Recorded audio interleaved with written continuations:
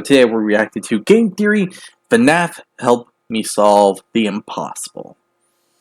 This is an interesting one because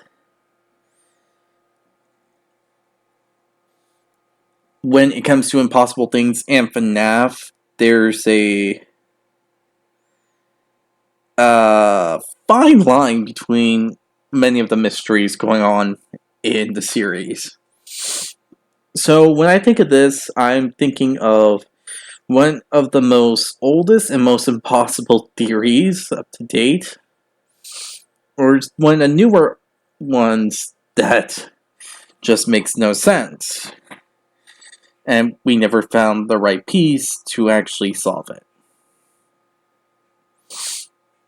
That's my guess on it, but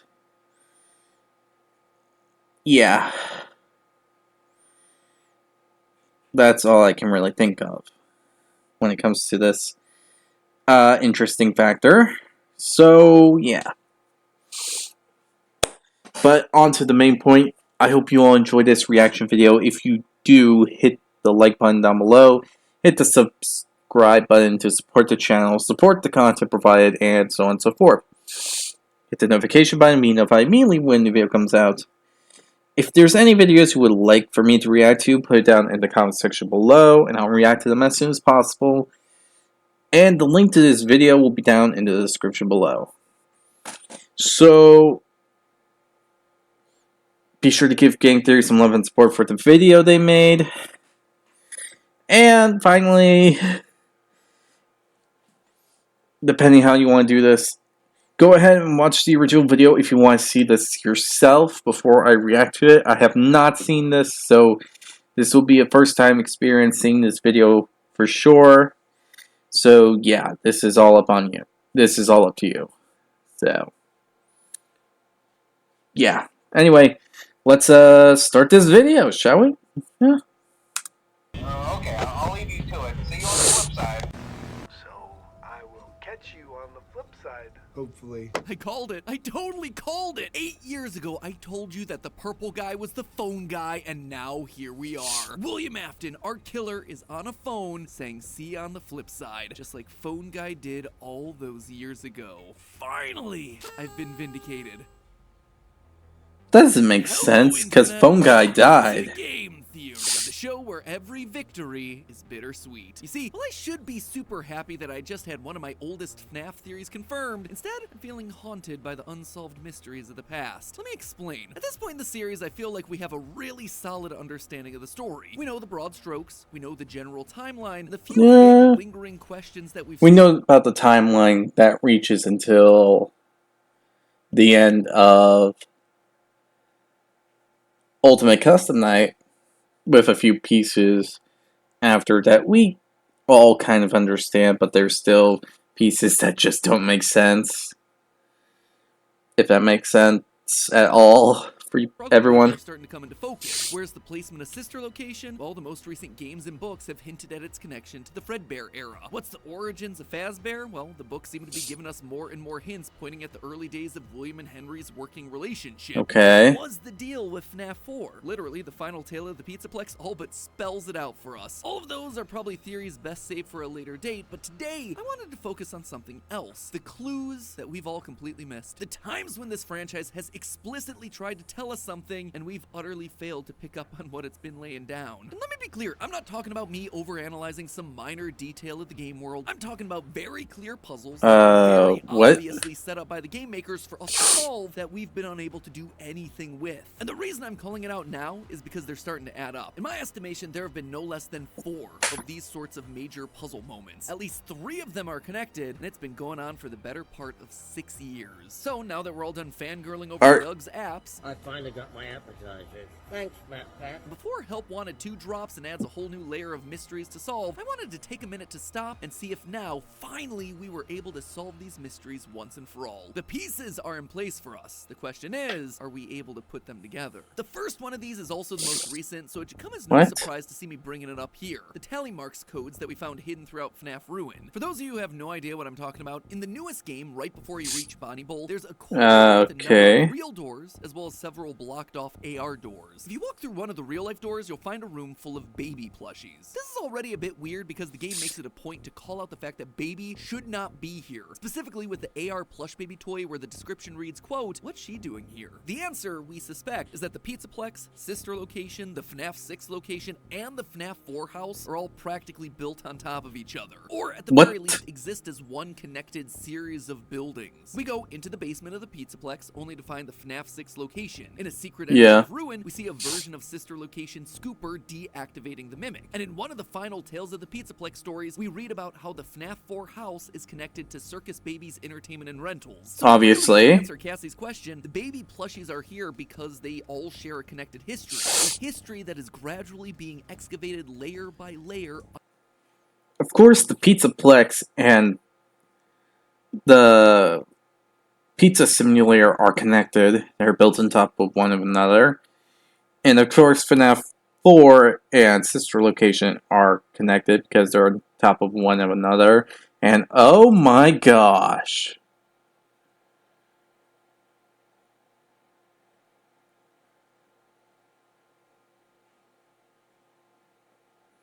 Over 30 years and... Huh.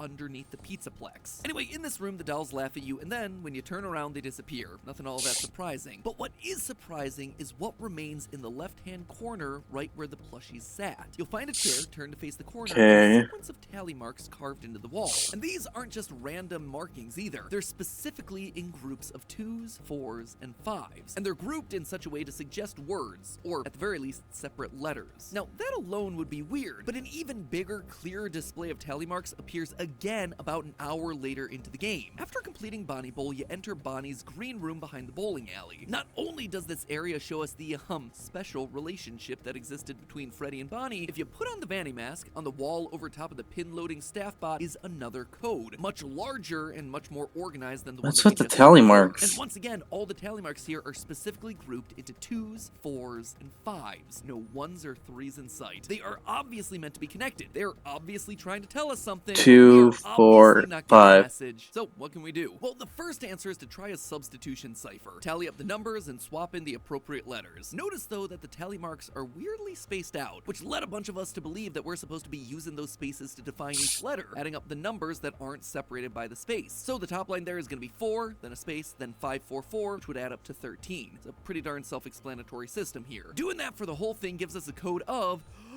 4, 13, 6, 19, 4, 17, 7, 4, 16, 10, 8, 7, 27, 19. Which, if you do a standard number to letter conversion, gives you this. DM, FS, D, Q, G. Yeah. You know what? I'm just going to leave it there. Clearly, this isn't working. It's just a bunch of random letters. You'll also notice that there's a 27 in that number mix, which should have been our first red flag, considering that, you know, there's only 26 letters in the English alphabet. But Reddit user T-Girl Lunara wasn't deterred. Because the alphabet doesn't have 27 letters, they instead took it a step further and tried the whole thing as a shift cipher. A shift cipher is similar to a Caesar cipher, but instead of the numbers converting into standard letters like A1, B2, C3, etc., you instead mix up or shift the order in some way. So now, for instance, A is 7, B is 8, C is 9, and so on. Normally in a Caesar cipher, the alphabet then loops back around, so if A was 7, Z would then equal 6, but in a shift cipher, that doesn't happen. The numbers just carry on as is. So in this case, if A equals 7, then Z would equal 32. For this particular instance, T-Girl Lunara put A equaling 4, which meant that 27 was now X, and gave us the entire code of Ajka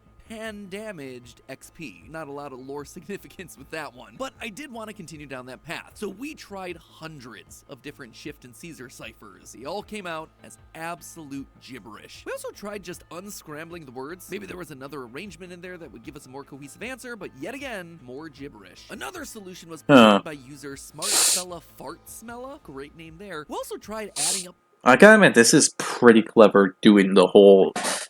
People are determined. They want to solve this. And I have to admit, this is really interesting. So what could you do with these tally marks? That's a questionable one. the numbers, but this time they didn't do it by adding up the numbers in each group, but instead the numbers in each column. Again, notice the odd spacing of all these tally marks. It can't be a coincidence, right? The first column contains a 4 and a 5, so that would be 9. The second is just the 2, next up is 5, so on and so forth down the line. Ending up with this code. 9, 2, 5, 9, 13, 7, 10, 8, 21, 16, 20, 14, 17, 8, 2, 5, 4, 4. This felt promising to me, because unlike last time, we only had numbers that fell within the alphabet. So converting all of these numbers into letters, we got ourselves the following. I, B, Imgajup, Bed. We once again went through with all the classic Caesar ciphers and word unscramblers and all that stuff, but once again wound up with nothing. Back to the drawing board for the third time. An anonymous poster updated That does seem pretty close, though. The same point was later brought to my attention by Reddit user NoRate. Basically, what they pointed out was that the tally marks in the corner of Baby's room make a 5x5 grid. A grid that, when rotated or flipped, can map perfectly onto the tally code that we see on the wall of Bonnie Bowl. NoRate actually took this information and pointed out the fact that the main grid arrangement seems to line up with something known as a Polybius cipher, which uses a 5x5 grid of letters to scramble or unscramble codes. Basically, a number code like 53 would mean that you go along the top to 5 and then down 3, and boom, that right there is the letter for your phrase. And while it certainly seems promising at first, sadly the method also came up short. With only 2s, 4s, and 5s as the tally marks, the grid wasn't really giving us any information that we could use to decode anything. We needed an entire alphabet in here, not just a few random tally marks. The same held true for another famous 5x5 grid cipher, the Playfair cipher, which requires a code word to use. What could that code word be? Who knows? Did it feel like we were actually starting to make some level of progress here? Yes, absolutely. But did any of it yield us any results? No. But here's where things get really interesting. This isn't the first time FNAF has stumped us with tally marks. Rewind backwards 6 years, my friends, to the release of the Freddy Fazbear Security Logbook, home to my two oldest and greatest nemeses, the Foxy Grid and the Dabbing Chica.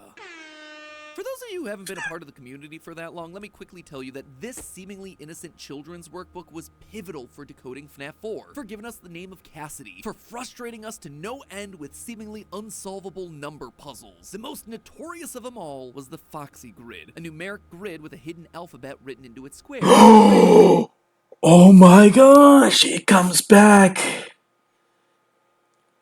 This is the grid. The one that supposedly gave Evan Afton his name. That we still haven't figured out the use of to this very day. You ever read Moby Dick? At least are you familiar with the story about how Captain Ahab's obsessed with killing this giant white whale? This to a degree, yeah. This Foxy Grid, that is my white whale. This thing haunts my nightmares. This grid keeps me up at night. Which honestly are two very contradictory effects of this one grid on my sleep habits, but that is how infuriating this thing is. I am convinced that this grid will eventually give us the name of the crying child. I just don't know how yet. Anyway, one of the other clues that never really got a proper use out of this thing were a series of tally marks that were found throughout the book. The fact that they're in red pen tells us that they were written by Mike. Other than that, we don't really know anything about what they were trying to say to us. And so they've lived on in the back of my brain for over half a decade. Why am I bringing them up now? Well, I wondered if there was a possible connection between these two sets of tally marks. You know, besides them just being tally marks. Guess what I found? Groups of 4s and 5s only. Yet again, we find ourselves with a collection of tally marks carrying over the same specific sets of numbers. 2, 4, and 5. Or is this just a random coincidence? Not really sure. Not, but the fact that tally marks doesn't really seem like a coincidence. Stumping us? That's just a wee bit infuriating. And yet the games still aren't done with this puzzle. You see, the tally marks are connected to yet another part of the franchise, Security Breach. Back during my playthrough of the original Security Breach, this room in the daycare section really caught my attention. I'm noticing that 2, 4, and 5 are different, which is weird. As someone who has dealt with a lot of codes and ARGs and things, that feels suspicious. I agree. 2, 4, and 5. 2 years before Ruin, some element, some essence of this tally code was still kicking around. But now the numbers were being matched with colors. And so Reddit user Comfortable Map 7594 took those tally marks and used these colors to create a sort of paint by numbers graphic, which I absolutely adore as a possible solution, though I absolutely hate the fact that it didn't seem to produce anything. Let me know down in the comments. Do you see anything here? Because to me, all I'm seeing here is me getting depressed. So maybe we just take a break from trying to decode these things and instead take a minute to look at the world around these tallies to get a sense of who might be speaking here. As I mentioned, in the security logbook, we know it's Mike, based on the red pen and the signature at the front of the book. But what about Yeah. Well, in the baby plush room, we have, obviously enough, baby. Not that shocking. But what's especially important to note here is that they're not all baby. See, half the plushies are normal baby, and the other half are scrap baby. What's the big difference? Well, besides the obvious scrap metal plates on their bodies, there's one thing that alternates depending on the version. Something that's been important to baby since the very beginning. Her eye color. The regular baby plushies have blue eyes, while Scrap Baby has green eyes, showing the two sides of baby before and after Elizabeth's death and possession. But Reddit user Dylan Hippyjink took it one step further. They noticed that the eyes of the baby and Scrap Baby plushies were scratched out, leaving just the blue right eye from baby and the green left eye for Scrap Ooh. Baby. That right there, that is a compelling detail, because it directly matches up to the evil entity that we've been battling against throughout the entire game, the Mimic. You see, in the story Tiger Rock, the Mimic AI program takes the form of the digital. And we're getting into an explanation about this again. Left eye and a blue right eye. Is this confirming for us that the Mimic AI and Baby are somehow one and the same? Or maybe that the Mimic has two souls, or entities that it learned from, just like how Baby in the books is two children in one, Elizabeth and Charlie. Not really sure, but that right there, that is a massive revelation that feels super important to solving the mystery.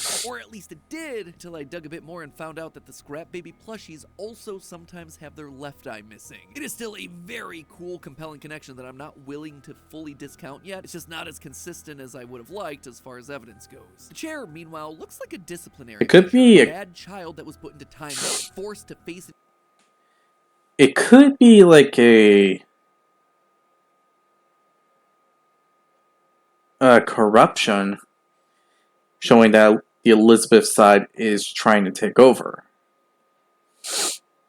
Or the baby side is trying to take over.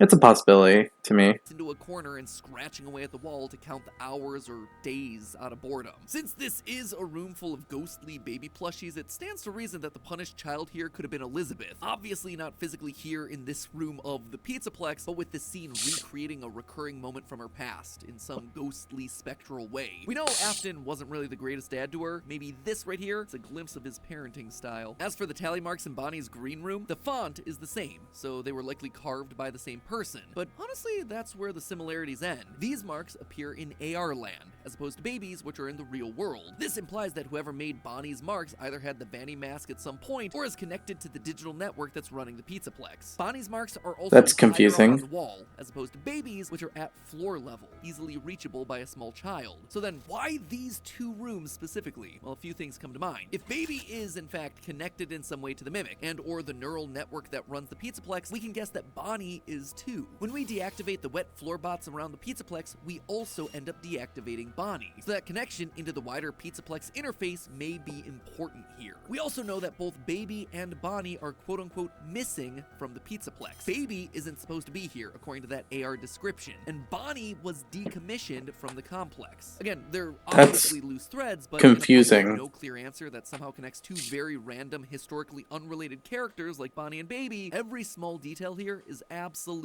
worth considering. But that's more than enough talk about tally marks. Let me remind you of yet another numerical code that was just blatantly given to us by the devs that us as a community have been largely unable to solve. Remember those Mylar balloons that I was just freaking out about in Superstar? Yeah. They have themselves yet another appearance right here. On What? the 8th hole of Security Breach's Monty Gator Golf arcade cabinet. On this Balloon Boy themed hole, we get this. 3192. That's suspicious. A handful of numbered balloons. In reality, the number sequence is actually a lot longer. 6369553192. The fact that these are in Monty Gator Golf immediately made me wonder whether this code was the score they had to get in the game, except there are 10 numbers and only 9 holes. But when has simple math ever stopped the internet? User 00core00 tried a number of different combinations to see whether they could activate anything. Sadly, nothing. Then Ruin released with a new Monty Gator Golf arcade cabinet, and so people like Yusuf0808 tried again using this exact same code and still wound up with nothing. Here's the thing though, both Both of these games have been data mined to heck and back. If this code was meant to unlock something inside of Monty Gator Golf, we'd have heard about it already, which leads me to believe that it's something actually outside of the game. Much like I suspected with the tally marks, it's not about activating some hidden ending, it's about giving us a code, a cipher, a phrase that'll tell us something about the wider world. We just haven't figured out how to use it yet. I've tried converting the letters, ciphers, you name it, I just keep coming up empty-handed. One of our writers even suggested trying hex codes to see if there might be something there. Hex First, code. I'm positive. The last 6 numbers actually produce a purple that matches the Aftons that we know and love so much, but it's not an exact match, nor does the first half of the numbers amount to anything meaningful. Maybe the fact that these are Mylar balloons connected to the multicolored Mylar balloons in the daycare, which then also connects them back to the tally mark puzzle, or maybe I'm just desperately looking for answers where there are no answers to be had. Now, for all of these lingering puzzles, I was able to find True. people discussing them online, in Discords, forums, Reddit posts, what have you. But for this last one, nothing. Or at least practically nothing. I could find only 2 posts total, which is exactly why I wanted to raise some awareness about it here, because to me, this seems like a massive clue that largely got overlooked during the wave of reveals that happened throughout Ruin. Early on in the game, we have a chance to revisit the daycare attendant's room. This room is nothing new to a FNAF theorist. It was the one that we were able to unlock in Security Breach by photographing random characters throughout the game. Yeah. Inside of it, we were able to find the glitchy Balloon World arcade cabinet, a lost relic to a seemingly incomplete path inside the game. So when the room showed up again in Ruin, I wanted to pay extra attention. On the surface, the room seems largely the same, just a bit messier than before. Boxes of stuff, clothing hanging from the wall, some post-it notes scattered around, but then by putting on the Vanny mask, everything resets to normal. The room basically goes back to the way that it was, cleaner, more organized, nothing all that noteworthy, until of course you start talking about the notes. Those are worthy. All of a sudden on the blank wall, we get ourselves a 3x3 grid of post-it notes. What is it with Steel Wool games and post-it note lore? I mean, if I had a nickel for every time Steel Wool used post-it notes to hint at lore, I'd have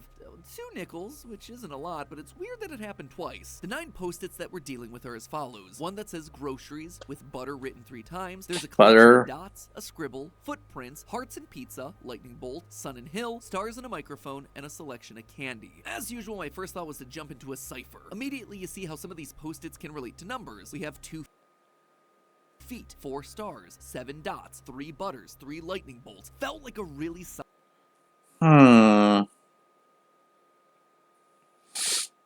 Love pizza. A star and a microphone. 3 lightning bolts. Candy. It could be talking about Chica, Freddy, Candy Cadet, Monty, Mangle, Sun and Moon, Michael, and I don't know about these last 2. Honestly, it's a stretch, but it does seem possible, because the only character that's mentioned with a star and a microphone is either Rockstar Freddy or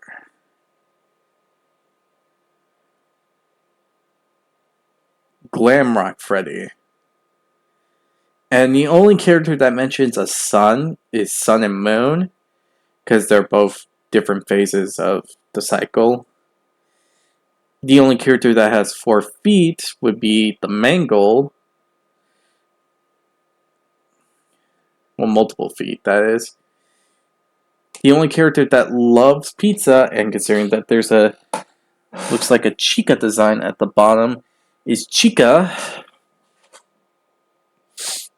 The only character that I can think of with that has a detail to lightning bolts would either be Monty or Glamrock Bonnie. Candy, there's only one character I can think of, and that's Candy Cadet. But I don't know about the 2 up here. Like, this doesn't make sense to me.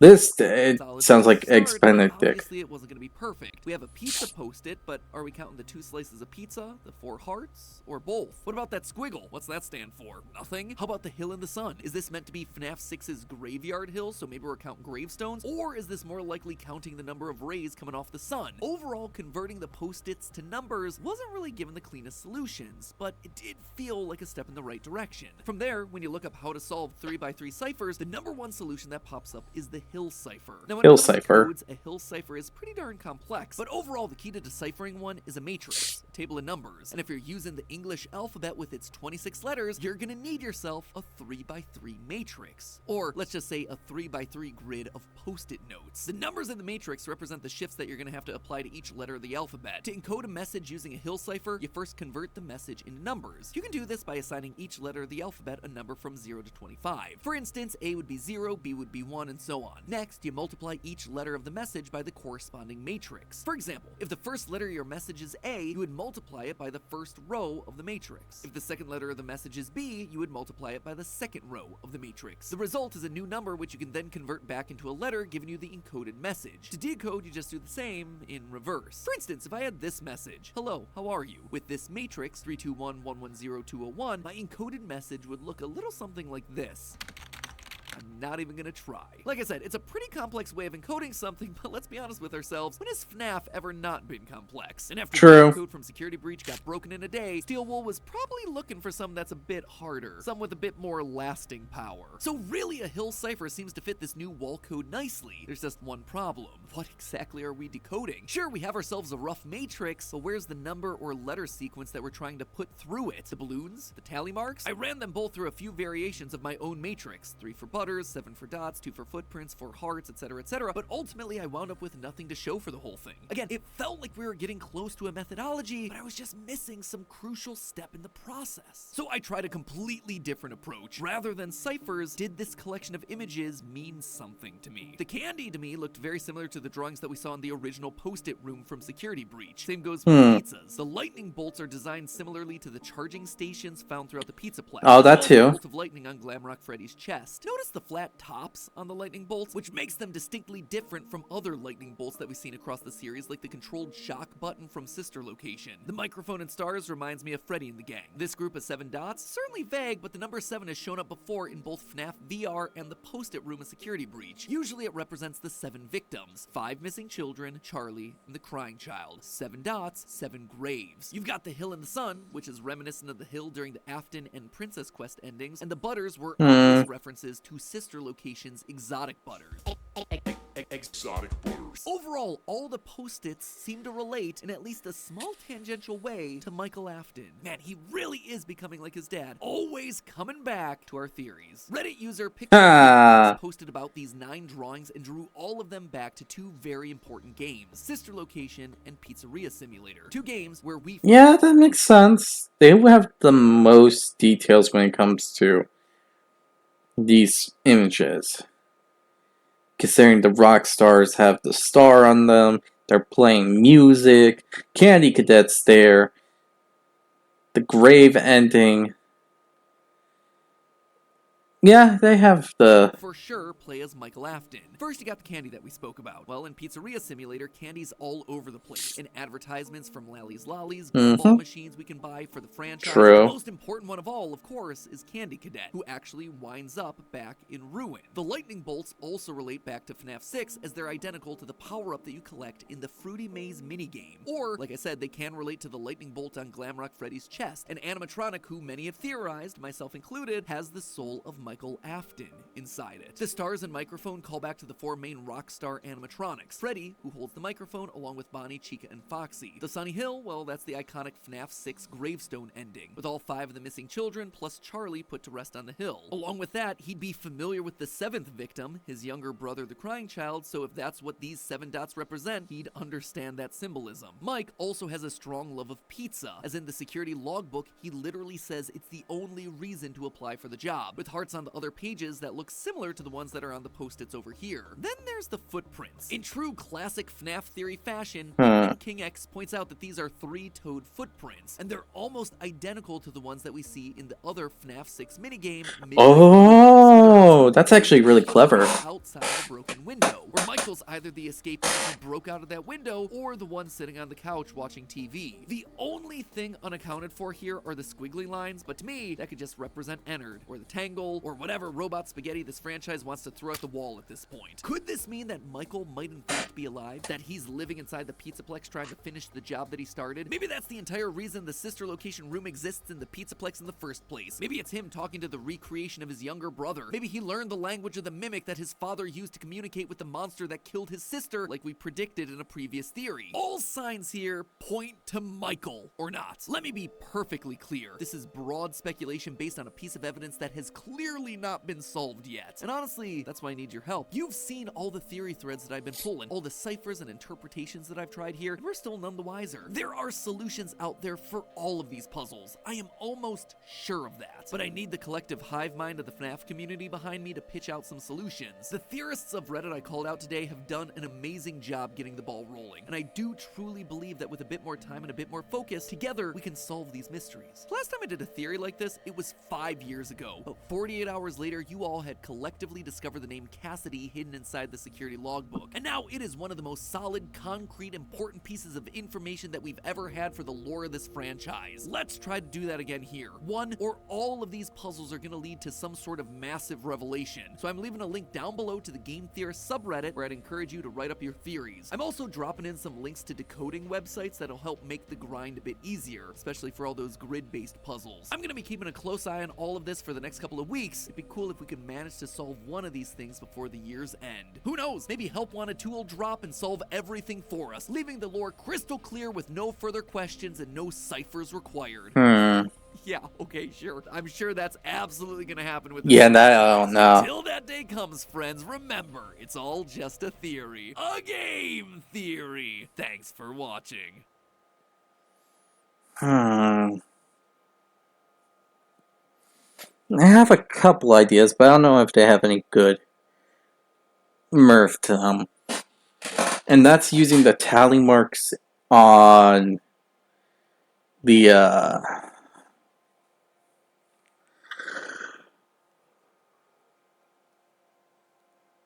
grid on the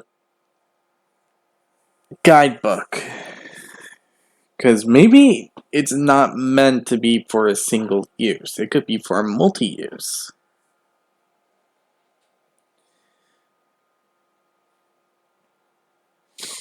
Like something that we're not supposed to solve yet, but we're supposed to use in the future.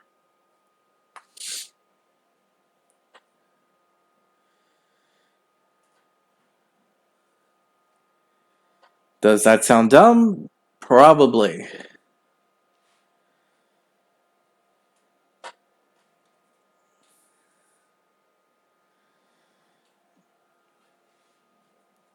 I don't know. I feel like that grid is the answer we're looking for. It's just a little harder to think of. Or maybe the tallies are meant to be for something else. Like, maybe they're supposed to be used for the 3x3 grid? No, that wouldn't make sense either. That sounds as dumb, in my opinion. That was a dumb choice in my head. Never mind. It wouldn't work for the 3x3 grid. Because there's too many numbers, it wouldn't fit unless you count each separate room. But would that work? No, that wouldn't make sense either. This is a little difficult to figure out. But yeah, that's what I think, at least when it comes down to this. So, yeah, I'm gonna be thinking about this very heavily, but to realize that we still have some clues that were left hidden throughout both Ruin and Security Breach is actually pretty amazing, to be honest. We didn't notice them even till now. That's kind of crazy. Jeez. So, yeah. This is going to be an interesting hunt for clues. So I hope you all enjoy this reaction video. If you did, hit the like button down below, hit the subscribe button to support the channel, support the content provided, and so on and so forth. Hit the notification button to be notified immediately when your video comes out. Other than that, I'll see you all next time. Hopefully by soon we will get our answer. Or FNAF Help Wanted 2 it comes out and we get an answer. Who knows? Anyway, I'll see you all next time. Bye!